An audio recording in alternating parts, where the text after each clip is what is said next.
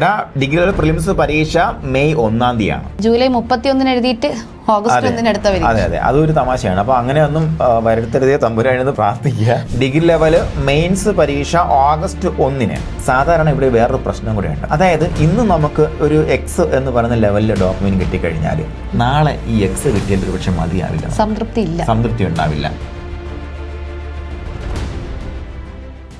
അപ്പോൾ എല്ലാ കൂട്ടുകാർക്കും സഹകാരിയുടെ PSC ചാനലിലേക്ക് ഹാർദമായ സ്വാഗതം.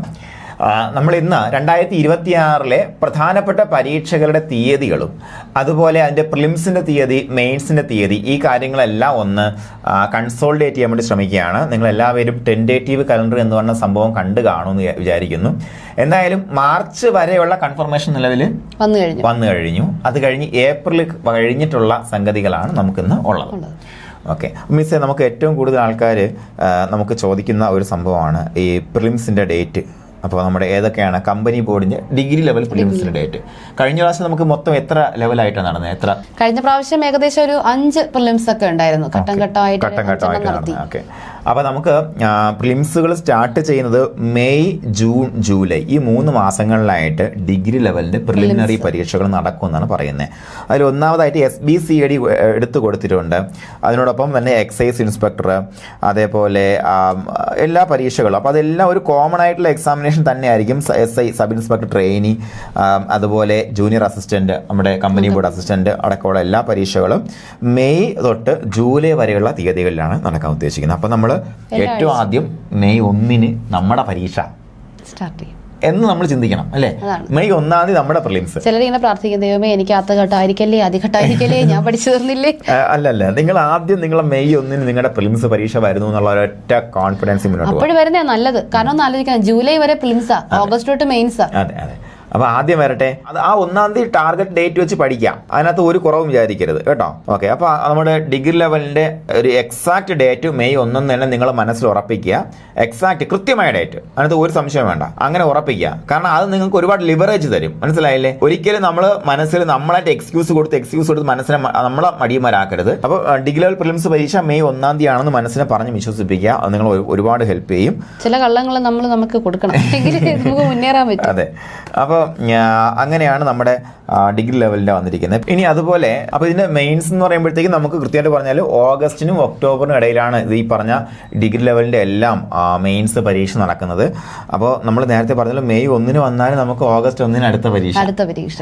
അങ്ങനെ നമ്മൾ അവസാന ഘട്ടം വന്ന ജൂലൈ 31-ന് എഴുതിയിട്ട് ഓഗസ്റ്റ് 1-ന് അടുത്ത പരീക്ഷ. അതെ അതെ, അതൊരു തമാശയാണ്. അപ്പോൾ അങ്ങനെ ഒന്നും വരുത്തരുതേ തമ്പുരാനെന്ന് പ്രാർത്ഥിക്കുക. അവസാന ഘട്ടമൊന്നും ആർക്കും കിട്ടരുത്. കാരണം ചിലർക്കെങ്കിലും ഞാൻ കട്ട് ഓഫ് കടക്കുമോ, നല്ല മാർക്ക് നമ്മൾ സ്കോർ ചെയ്താലും നമുക്ക് ചെറിയൊരു ടെൻഷൻ ഉണ്ടാവും. ആ ഒരു ടെൻഷൻ മതി നമ്മളെ പിന്നോട്ട് വലിക്കുക. അതെ അതെ, അപ്പോഴത്തേക്കും നിങ്ങൾ എന്ത് ചെയ്യുക, മെയ് 1-ന് പ്രിലിംസ് എന്ന് മനസ്സ് തീരുമാനിക്കുക. അതുപോലെ ഡിഗ്രി ലെവൽ മെയിൻസ് പരീക്ഷ ഓഗസ്റ്റ് 1-ന് തന്നെയാണെന്ന് മനസ്സിനെ പറഞ്ഞ് വിശ്വസിപ്പിക്കുക. അങ്ങനെ തന്നെ വിചാരിക്കുക. കാരണം നമ്മൾ മെയിൽ എഴുതിയാലും നമ്മൾ ആലോചിക്കണം, 2 മാസം നമുക്ക് മെയിൻസിന് വേണ്ടി പ്രിപ്പയർ ചെയ്യാനുള്ളത്. അപ്പോഴത്തേക്കും നമ്മൾ പ്രിലിംസിന്റെ പ്രിപ്പറേഷൻ ഇനിയിപ്പോൾ ഇൻ കേസ് ജൂണിലേക്ക് പോയാലും മെയ് 1-ന് നമ്മുടെ പ്രിലിംസിന്റെ പ്രിപ്പറേഷൻ ഷട്ട് ഡൗൺ ചെയ്യാൻ പറ്റണം നമുക്ക്.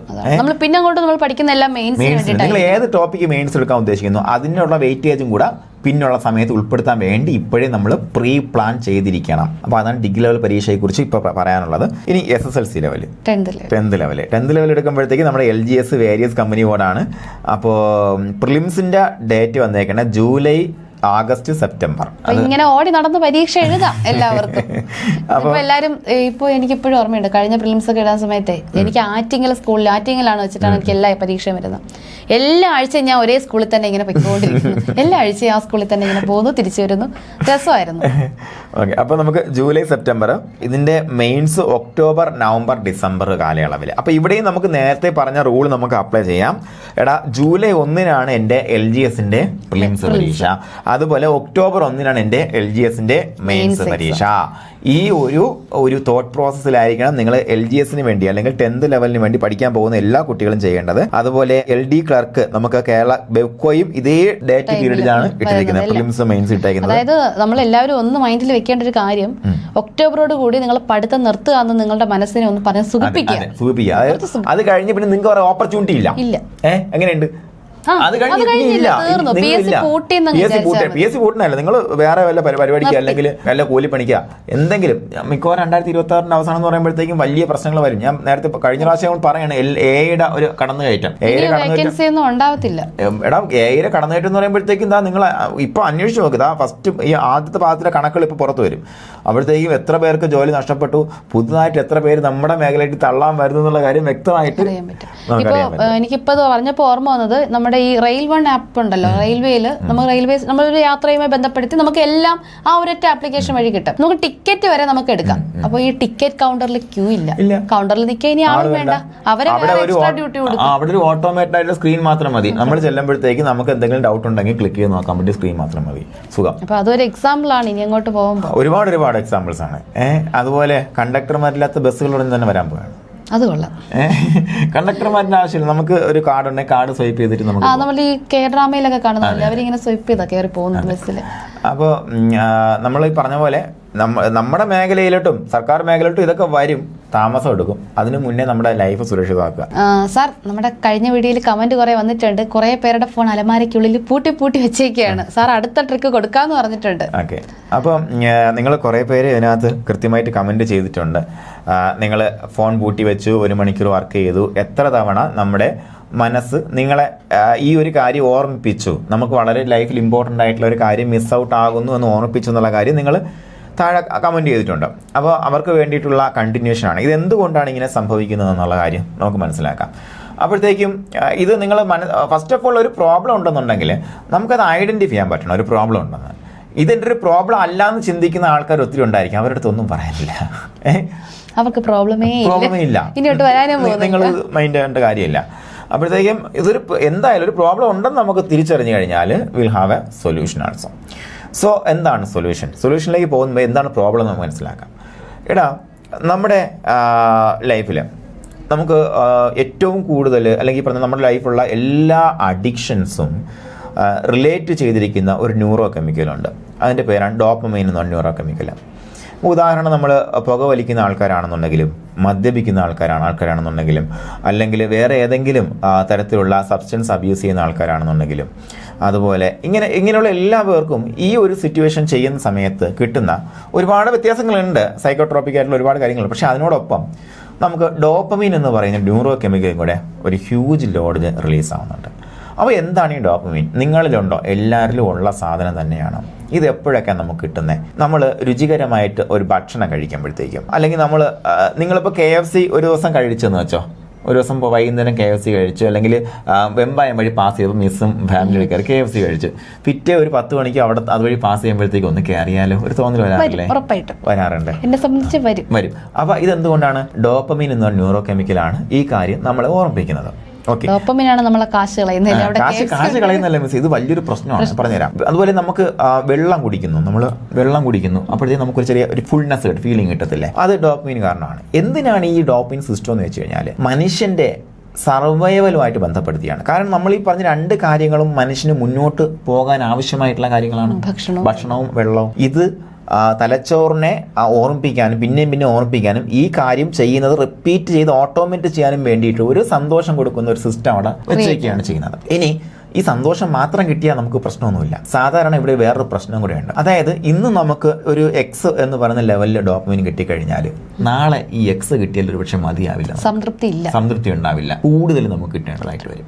അതുകൊണ്ടാണ് പലരും ബിഞ്ച് ഈറ്റിങ്, കൂടുതൽ ഫുഡ് കഴിക്കുക, മധുരം ഒരുപാട് കഴിക്കുക, അങ്ങനെയുള്ള ചില ഡിസോർഡേഴ്സ്, ഈറ്റിംഗ് അബ്നോർമാലിറ്റീസ് എല്ലാം കാണുന്നത് ഈ ഒരു പ്രശ്നം മൂലമാണ്. അപ്പോൾ അവിടെയും വർക്ക് ചെയ്യുന്നത് ഈ സാധനം തന്നെയാണ്. സിഗരറ്റ് വലിക്കുന്ന ആൾക്കാർക്ക് ഇന്ന് ചെയ്യുന്ന കാര്യം നാളത്തേക്ക് മതിയാവാത്തതിൻ്റെ കാരണം ഇതുകൊണ്ടാണ്. അതുപോലെ മദ്യപിക്കുന്ന ആൾക്കാർക്ക് ഇന്ന് ചെയ്യുന്ന കാര്യം മതിയാകാതെ പോകുന്നത് കൊണ്ടാണ്. ഇനി ഈ ഡോപ്പമൈൻ ഹിറ്റ് കിട്ടിയാൽ എന്താ പ്രശ്നം? നമ്മൾ ഭയങ്കര അലേർട്ട് ആൻഡ് ആക്റ്റീവ് ആവും. ഉദാഹരണത്തിന് നമ്മൾ രാത്രി ഫോൺ ഇങ്ങനെ തോണ്ടി കിടന്നാൽ ഉറക്കം വരുമോ? ഇല്ല. കാര്യം എന്താ? നമുക്ക് ഇത്തരത്തിലുള്ള വലിയ സ്റ്റിമുലൻ്റ് ആയിട്ടുള്ള ഒരു ന്യൂറോ കെമിക്കൽ ഇങ്ങനെ കിട്ടിക്കൊണ്ടിരിക്കണം. എങ്ങനെ ഉറങ്ങാൻ പറ്റില്ല? ഹാപ്പിനെസ് ഇങ്ങനെ കിട്ടി. ഹാപ്പിനെസ് പറയാൻ പറ്റില്ല മിസ്സേ, പ്ലഷറാണത്. പ്ലഷർ ഷോർട്ട് ടേം പ്ലഷറാണത്. പ്ലഷർ ഹാപ്പിനെസ് എപ്പോഴും 2ആണ്. നമ്മുടെ കുഞ്ഞുങ്ങളുടെ കളിക്കുമ്പോൾ നമുക്ക് കിട്ടുന്ന ഹാപ്പിനെസ് ആണ്, പക്ഷേ ഇങ്ങനെയുള്ള ചെറിയ കാര്യം കിട്ടുന്ന പ്ലഷറാണ്. പ്ലഷർ നമുക്ക് ഇത്ര കിട്ടിയാൽ പോരെ, പിന്നെയും വേണമെന്നൊരു തോന്നലുണ്ടായിക്കൊണ്ടേയിരിക്കും. അപ്പോൾ ഇതാണ് ഈ പറഞ്ഞ നമ്മുടെ സ്ക്രീനിലും സംഭവിക്കുന്നത്. അപ്പോൾ ഇത് എങ്ങനെയാണ് ഇത് ഓട്ടോമേറ്റ് ചെയ്യപ്പെടുന്നത്? നമ്മുടെ സബ് കോൺഷ്യസ് മൈൻഡ് സിസ്റ്റവും അതേപോലെ നമ്മുടെ ഈ പറഞ്ഞ ഡോപ്പമീൻ്റെ ഹിറ്റും തമ്മിലൊരു ലൂപ്പ് അങ്ങ് ക്രിയേറ്റ് ചെയ്യപ്പെടും. അതാണ് നമുക്ക് ഈ പറഞ്ഞ പോലെ വെമ്പായത്തിൽ പോകുമ്പോൾ പിന്നെ അവിടെ ഇറങ്ങണമെന്ന് ഈ തോന്നല്. അല്ലെങ്കിൽ നമുക്ക് ഈ വഴി പോകുമ്പോൾ നമുക്ക് അതുവഴി പോയാൽ ആ KFC അതെ, ഒരു നമുക്കൊരു സ്റ്റിമുലസ് കിട്ടുന്നു, നമ്മൾ അതിനോട് റെസ്പോണ്ട് ചെയ്യുന്നു, അതിന്റെ ഫലമായി ഡോപ്പമീൻ കിട്ടുന്നു. ഇത് മൂന്നും കൂടെ ലൂപ്പായിട്ടങ്ങ് മാറുകയാണ്. ഇതേ സാധനമാണ് നമുക്ക് മൊബൈൽ ഫോണിലും സംഭവിക്കുക. നമുക്കൊരു നോട്ടിഫിക്കേഷൻ വരുന്നു, അതൊരു സ്റ്റിമുലസ് ആണ്. അതിന്റെ റെസ്പോൺസ് ആയിട്ട് ഫോൺ എടുക്കുന്നു, ക്ലിക്ക് ചെയ്യുന്നു, will get the dopamine hit. അപ്പോൾ ഇതിനെക്കുറിച്ച് നമുക്ക് പലപ്പോഴും നമുക്ക് ആഹാരത്തെക്കുറിച്ച് ചിന്തിക്കുമ്പോൾ തന്നെ സന്തോഷം വരുന്നത് നമുക്കത് ഫീൽ ചെയ്യാം, ഒരു സന്തോഷം വരുന്നില്ലേ? അതേപോലെയാണ് നമുക്ക് ഇത് കിട്ടാതിരിക്കുമ്പോൾ ഉണ്ടാകുന്ന ഡിപ്രഷനും. ഇതാണ് നിങ്ങൾക്ക് ഈ പറഞ്ഞ പോലെ കഴിഞ്ഞ ദിവസം ക്ലാസ് കാണാൻ വേണ്ടി പഠിക്കാൻ വേണ്ടി നിങ്ങൾ എടുക്കുകയും മൊബൈൽ മാറ്റി വെച്ചപ്പോഴത്തേക്കും നമ്മൾ ഫീൽ ചെയ്യുന്ന കാര്യം. അപ്പോൾ കുട്ടികളെ നമ്മൾ കുറ്റം പറഞ്ഞ വല്ല കാര്യമുണ്ടോ? ഒരു കാര്യമില്ല. അപ്പോൾ നമ്മൾ എന്ത് ചെയ്യണം? നമുക്ക് ഇത് ഞാൻ ആദ്യം പറഞ്ഞ ഡോപ്പമിൻ ഡീടോക്സ് എന്ന് പറയുന്ന പ്രക്രിയയാണ്. അത് ഒരു കാര്യം മാത്രമേ ഞാൻ ഡീടോക്സ് പറഞ്ഞുള്ളൂ, മൊബൈൽ ഫോൺ സ്ക്രീൻ മാത്രമേ ഡീടോക്സ് പറഞ്ഞുള്ളൂ. അത് നിങ്ങൾ എന്ത് ചെയ്യുക? ഇതൊരു പ്രാക്ടീസ് ആക്കി മാറ്റുക, ഈ ഡോപ്പമിൻ ഡീടോക്സ് എന്ന പ്രവൃത്തി. അപ്പോൾ ഇത് ഒരു സ്ഥലത്ത് നിന്ന് മാത്രമല്ല ഡോപ്പമിന് വരുന്നത്, നമുക്ക് ഒരുപാട് സോഴ്സിൽ നിന്ന് വരുന്നുണ്ട്. ഇതിൻ്റെ എല്ലാ ഔട്ട്കം എന്ന് പറയുമ്പോഴത്തേക്കും ഡിസ്ട്രാക്ഷനാണ്. Each and every moment, every second നമ്മുടെ ബ്രെയിൻ ഇങ്ങനെ ഡിസ്ട്രാക്ട് ആയിക്കൊണ്ടിരിക്കും. ഇത് നമ്മുടെ പഠനത്തെയും നമ്മുടെ ലക്ഷ്യത്തെയും ബാധിച്ചുകൊണ്ടിരിക്കുകയാണ്. ചിലരത് ഐഡന്റിഫൈ ചെയ്ത് കാണും, ചിലർ ഐഡന്റിഫൈ ചെയ്ത് കാണത്തില്ല. ചിലർ പറയും അത് അങ്ങനെയൊന്നും അല്ല, എനിക്കിതൊന്നും കുഴപ്പം, എനിക്കിത് എപ്പോഴും നിർത്താൻ പറ്റും. അത് ഞാൻ വിചാരിക്കാത്തതുകൊണ്ടാണ്. ഇത് നമുക്ക് പുകവലിക്കുന്ന ഒരാളുടെ അടുത്ത് നിങ്ങൾ പറഞ്ഞാൽ പറയും, ഞാൻ വിചാരിച്ച എനിക്ക് എന്തുകൊണ്ട് നിർത്താം, പക്ഷെ വിചാരിക്കാൻ പറ്റണ്ടേ? വിചാരിക്കില്ല. പക്ഷെ ആ ആള് ഭയങ്കര കോൺഫിഡൻ്റ് ആണ്, ഞാൻ വിചാരിച്ച് നിർത്താൻ പറ്റും. മദ്യപിക്കുന്ന ആള്, എനിക്കിതൊന്നൊരു വിഷയമുള്ള കാര്യമില്ല, നിർത്താൻ പറ്റും. പക്ഷെ അത് ഒരിക്കൽ ശ്രമിക്കുമ്പോഴത്തേക്കായിരിക്കും എത്രത്തോളം ഡെപ്തിലാണ് നമ്മൾ നിൽക്കുന്നതെന്ന് മനസ്സിലാക്കാൻ പറ്റത്തുള്ളൂ, എത്രത്തോളം ആഴത്തിലാണ് നമുക്ക് മുകളിലോട്ടുള്ള വഴിയുണ്ടോ എന്ന് അറിയാൻ പറ്റത്തുള്ളൂ. അതുകൊണ്ട് തന്നെ നിങ്ങൾ ഇന്ന് സോഷ്യൽ മീഡിയ അൺഇൻസ്റ്റാൾ ചെയ്താൽ നാളെ നിങ്ങൾ തിരിച്ച് ഇൻസ്റ്റാൾ ചെയ്യാൻ സാധ്യതയുണ്ട്. ഒരു ദിവസം എനിക്ക് എൻ്റെ ഒരു ഫ്രണ്ടിന് ഓർമ്മ വന്നു, ഒരു നോട്ടിഫിക്കേഷൻ വന്നപ്പോൾ ഞാൻ ഇനി ഫേസ്ബുക്കിലില്ല, വാട്സപ്പിലില്ല, ഇൻസ്റ്റാഗ്രാം ഇല്ല എന്ന് പറഞ്ഞ് പോയ ആളാ. എല്ലാത്തിലും ഉണ്ട്. ഓക്കെ, അപ്പോൾ നമുക്ക് ഇതിൻ്റെ ഒരു സീരീസ് ഇവിടെ തീരുന്നില്ല. അടുത്ത കണ്ടന്റിൽ ഡിസിഷൻ എടുക്കുക, ആ ഡിസിഷനിൽ നമ്മൾ സ്റ്റിക്ക് ഓൺ ചെയ്യുക. അവിടെ നിന്ന് നമ്മളെ പിന്നോട്ട് വലിക്കുന്ന നമ്മുടെ സൈക്കോളജിക്കൽ ഫാക്ടേഴ്സ് എന്തൊക്കെയാണ്? Do we have A problem? നമുക്കൊരു പ്രോബ്ലം ഉണ്ടോ ശരിക്കും പറഞ്ഞാൽ? അങ്ങനെയാണെങ്കിൽ ആ പ്രോബ്ലത്തിന് നമുക്ക് എങ്ങനെ സൊല്യൂഷൻ കണ്ടെത്താം? തീരുമാനങ്ങളിൽ ഉറച്ചു നിൽക്കുന്ന കാര്യത്തിൽ നമ്മൾ ഇതിന് മുന്നേ പരാജയപ്പെട്ടിട്ട് പോയിട്ടുണ്ടെന്നുണ്ടെങ്കിൽ അതിൻ്റെ കാരണം എന്താണ്? ഈ കാര്യങ്ങളൊക്കെ നമുക്ക് വരുന്ന വീഡിയോയിൽ ഡിസ്കസ് ചെയ്യാം. അപ്പോൾ അടുത്ത വീഡിയോ കാണുന്നവരെ താങ്ക് യു. അപ്പോൾ ഉറപ്പായിട്ട് നിങ്ങൾക്ക് ഈ ഒരു സെഷൻ യൂസ്ഫുൾ ആയി എന്നുണ്ടെങ്കിൽ കമൻറ്റ് ചെയ്യുക, അതുപോലെ നിങ്ങളുടെ അഭിപ്രായങ്ങൾ കമൻറ്റ് ചെയ്യുക. നിങ്ങൾ ലൈക്ക് ചെയ്യണം കേട്ടോ, ഉറപ്പായിട്ടും. അതിനോടൊപ്പം സബ്സ്ക്രിപ്ഷൻ ബട്ടൺ നമുക്ക് ഇതൊരു സീരീസ് ആക്കാം, ഇതുപോലെയുള്ള ട്രിക്സ് നമ്മൾ അറിഞ്ഞിരിക്കേണ്ട കാര്യങ്ങളാണ്. അതാണ് ഈ അറിഞ്ഞിരിക്കേണ്ട ഈ കാര്യങ്ങൾ. കാരണം നിങ്ങൾക്ക് കിട്ടും മുന്നേ ഇത് എനിക്ക് കിട്ടുന്നുണ്ട്, അപ്പം ഞാനത് നിങ്ങൾക്ക് മുന്നേ പ്രാക്ടീസ് ചെയ്യും. കൊള്ളാം. ഓക്കെ, അപ്പോൾ നമുക്ക് നിങ്ങൾ കൃത്യമായിട്ട് ഫോളോ ചെയ്യുക. അടുത്ത് വേണ്ടുന്ന കണ്ടന്റ് എന്താണ്, നിങ്ങളുടെ പ്രോബ്ലം, നിങ്ങളുടെ സൈക്കോളജിക്കൽ അഡ്വാൻറ്റേജ് ഇല്ല നഷ്ടപ്പെടുന്ന പ്രോബ്ലം എന്താണെന്ന് പറയുക. അതിനെ സൈക്കോളജിക്കലി തന്നെ നമുക്ക് എന്ത് ചെയ്യാം, അതിനെ കീറി മുറിക്കാം. നിങ്ങൾക്ക് വേണ്ടുന്ന എല്ലാ സെഷൻസും നമ്മൾ പ്രൊവൈഡ് ചെയ്യും. അപ്പോൾ അടുത്ത വീഡിയോയിൽ കാണുന്നവരെ താങ്ക് യു.